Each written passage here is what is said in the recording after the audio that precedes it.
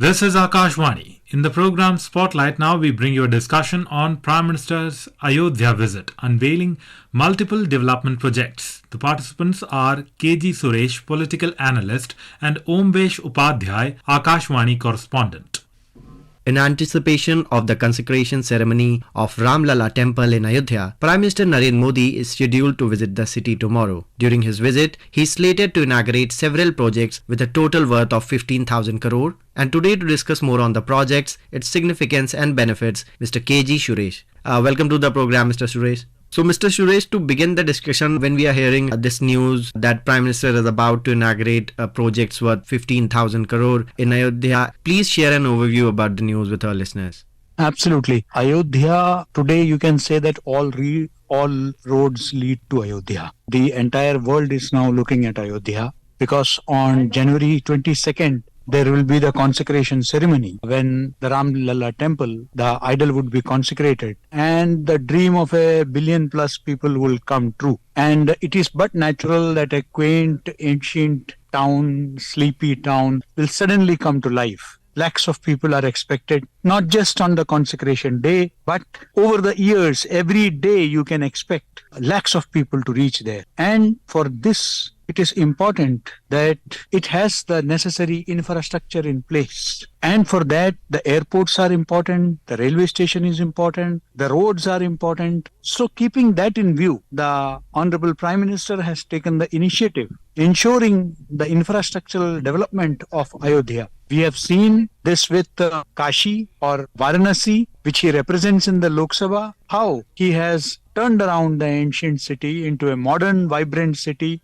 with all facilities. Today, Kashi Corridor or Vishwanath Corridor is something that has to be seen to be believed. One could never imagine that this congested city could have so much of, wide roads, airport road leading to the city within an hour. The same thing has happened in Ujjain in Madhya Pradesh, where the Mahakal Corridor has been set up. These religious places have been there for centuries, but they were totally neglected. For the first time, because they represent our culture, our ancient culture, our heritage. And people have immense faith in these places. They are pilgrimage centers where for thousands of years people have been going, but without basic amenities. So the temple of Ayodhya is going to be a tourist and of religious significance to millions of people around the world. Please remember that Ram is not just a Bharatiya or Indian character. Ram is venerated globally in whether it is Thailand, whether it is Indonesia, you have Indonesian Ramayana, you have, in many countries in Southeast Asia, he is venerated. Ramayana is enacted in several countries across the globe. Rama is a title which kings of the monarchy in Thailand, every successor uses. So Ram has much more significance than just being an Indian deity. He is a cultural figure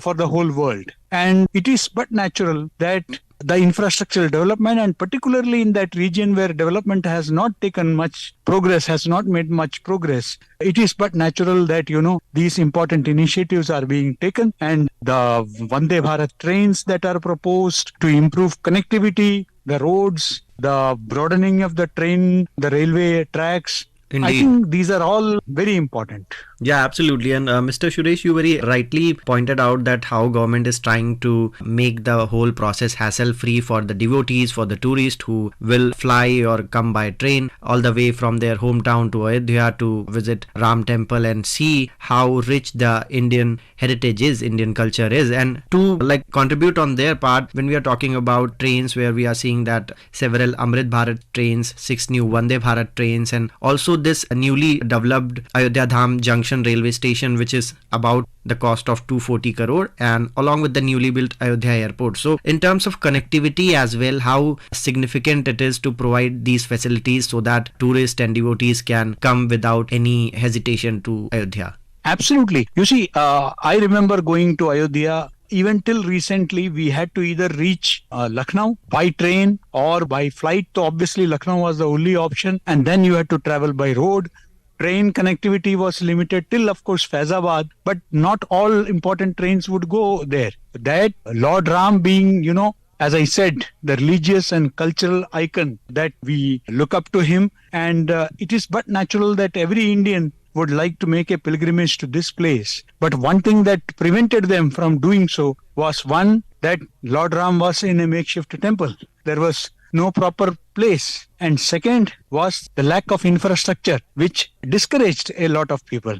Now, what is going to happen as a result of this? You will see a lot of budget and very good hotels coming up. Accommodation is going to improve tremendously. Infrastructure will also ensure, please let us not confine this to the pilgrimage part. Ayodhya will develop. Ayodhya was always seen as a sleepy town. Infrastructural, road, rail, these things will ensure that there is industrial development also. People will come in large numbers to invest here. The hospitality industry is going to get a big boost here. The transport industry, the cabs, the auto rickshaws, the public transport, that's also going to gain a lot of importance here. And it is certainly going to, once these things are in place, if connectivity is in place, I see Ayodhya emerging as one of the leading cities in India. It can lead to, many educational institutions coming in the neighborhood. We can see right now only the Ram Manohar Lohia Awadh University is there. But we can see once the infrastructure is in place, it brings about all-round development. And lakhs of people coming every day, the footfall is certainly going to encourage the hospitality industry in a big way. So I'm sure that it would generate a lot of employment opportunity in Uttar Pradesh and neighboring states. So I think that look at this as a harbinger of development in the region.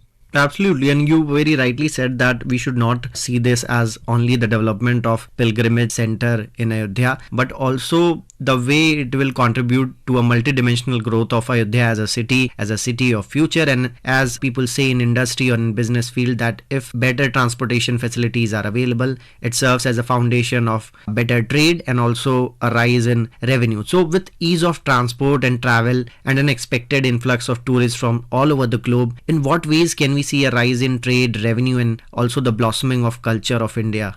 Please remember that when people start coming in large numbers, there will be a large section of the people who would love to settle down in pilgrimage centers. We have seen that in Haridwar, in many other places of pilgrimage, particularly senior citizens would like to settle down there. There will be a lot of, associated with religion. You have Ayurveda, you have a lot of these traditional medicines. You can see them coming to Ayodhya on a large scale.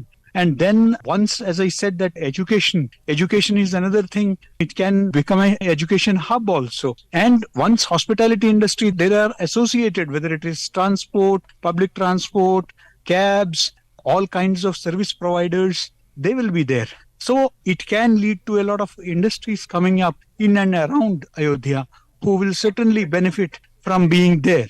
So I see a overall holistic, I look at it as a holistic purpose. This entire development is certainly going to contribute to strengthening the economy of Uttar Pradesh itself in a big way. Absolutely, and that will also contribute in the betterment of local artisans, local products, and also it will provide them an opportunity to present themselves globally in front of the world, and also the tourists and the people who are coming all the way from their countries, their places to Ayodhya. Yes, absolutely. It would become an international hub. And as you rightly pointed out, the traditional arts, the local handicrafts, these are also going to get a big boost. Please remember that everybody, Prime Minister himself in his Mann Ki Baat, exhorted the people to gift Banarsi sarees as a gift. Similarly, Ayodhya has a lot of products, Ayodhya and nearby areas, which can certainly flourish as a result of this development. A lot of marketing companies can be there, and a lot of youngsters can shift to Ayodhya and make it their base. So I see this, as I said, that, as an international township. There is a city by name which recently I visited in Thailand, which is called Ayutthaya. It is obviously inspired by Ayodhya. And I'm sure that, it would attract people from the world over. Absolutely, and that will also result in increase in employment opportunities both in formal and informal sectors that are directly dependent on tourism. And also along with that, as you were saying, that more and more industries, more and more companies will wish to come to Ayodhya and the nearby area to encash the opportunity, right?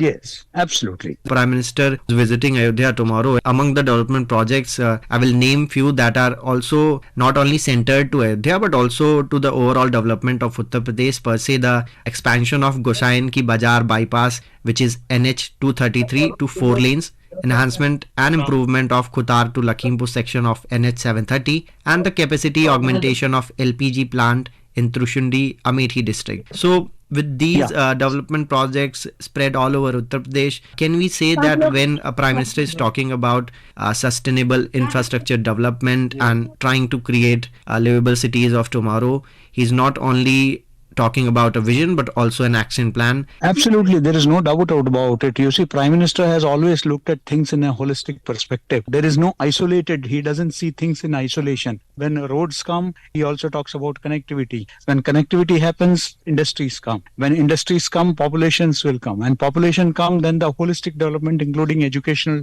and other things, have to come. So it has to benefit the local population. Please go and ask the people of Varanasi. They will tell you how Varanasi has changed ever since Prime Minister Modi became the elected representative from Varanasi. Everything has changed. One can see for oneself, but the real experience has to be for the people. It's not just for a city being built for tourists. These developments are not just for the tourists or the pilgrims. Please remember, at the end of the day, what matters is that how has it impacted the lives of the common people? That's very important. So if you look at, say, developments in Agra, people would say that how has it, yes, some tourism is there, but otherwise not much has taken place so far at least. Hopefully things may improve, but Taj Mahal has always been in isolation. Except few Agra, Petha, and it has rather killed the industries around so far. So that holistic development was never in mind. So what is important is the holistic development of the place, how it impacts, because a lot of foreign tourists are coming, a lot of Indian tourists and pilgrims are going to come. We have to ensure that the local culture is preserved and the local people benefit from this. It should not be that people come from all over and they enjoy and they go back, but the condition of the local people remain the same. The Prime Minister has always been particular that it should impact the lives of the common people, whether it is the shopkeeper, whether it is the service provider, whether it is the hospitality industry. If it does not impact the local populace, then that development is of no use. So I believe that all the development projects that are to be set to be inaugurated tomorrow, are going to ensure that there is a holistic development of the place. Absolutely. And as we enter the concluding stage of our program, Mr. Suresh, with this new vision of Prime Minister and Amrit Kal, we are not only focusing on one cities, but also on tier 2 and tier 3 cities. And if I talk in context of the development projects, most of the projects are for like Amethi, Kanpur, Unnao. So these tier 3, tier 2 cities are getting the much needed focus, the much needed spotlight that they really deserve. And this is what we call the holistic approach of development. You see, please remember that, we have been talking about the rural-urban divide. We have been talking about migration to the big cities. As a result, the development has been very lopsided. You would see that the big cities were growing at the expense of the smaller places. Not only that, you would see even the big cities suffering from slums, a lot of other infrastructure related issues because of this migration. The solution is not building more cities. The solution is in strengthening the existing cities. How to strengthen the infrastructure there. How to generate more employment locally. Only that will ensure that, people, don't move out of their cities. They look for creation of local employment is there so that people are not encouraged or forced to leave their roots and go to bigger cities. So Absolutely. I think from that perspective, the development of the tier 3 cities are very important, and I'm glad that the government has taken this initiative. Indeed, sir. And on that note, we conclude the program. Thank you so much, Mr. Suresh, for joining us today on Akashvani. Thank you so much. You were listening to a discussion on Prime Minister's Ayodhya visit, unveiling multiple development projects. The participants were KG Suresh, political analyst, and Omvesh Upadhyay, Akashvani correspondent. This program was produced and presented by the News Services Division of Akashvani. You can listen to it on our mobile app News on AIR. This program is also available on our YouTube channel News on AIR Official. You may share your feedback about this program through email at airnsdtalks@gmail.com or WhatsApp on 9289 094 044.